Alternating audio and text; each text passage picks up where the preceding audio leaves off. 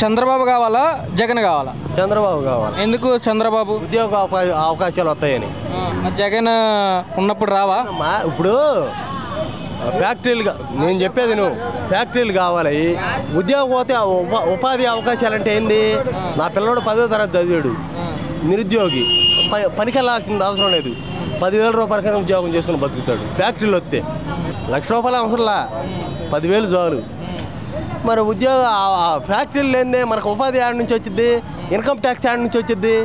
ఫ్యాక్టరీలు వస్తే కదా అవకాశం వచ్చేది. మరి దాని గురించి నేను ఆయనకే మద్దతు.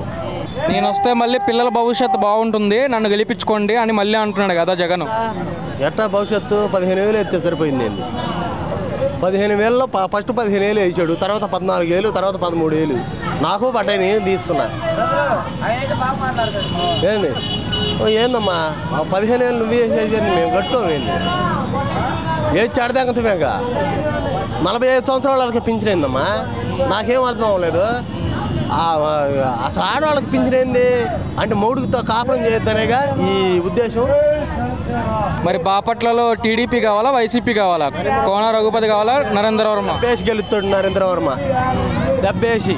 ఎందుకని? రఘుపతి మీద యాంటీ వచ్చేసింది. ఈయన పరిపాలన సరిగ్గా లేదు.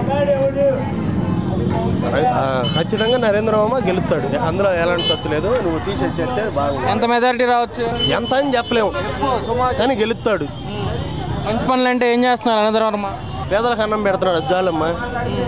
పేదలకు అన్నం అదొక్కటి ఉంటే చాలా, అదొక్కటి ఉంటే చాలు. ఇప్పుడు నేను పనికి వెళ్ళాను, ఆకలి అయింది, అప్పుడు వెళ్ళి తింటా. సార్ గెలిపించుకుంటారు అయితే పక్కాగా? గెలిపిస్తాం కాదు, గెలుస్తాడు. అది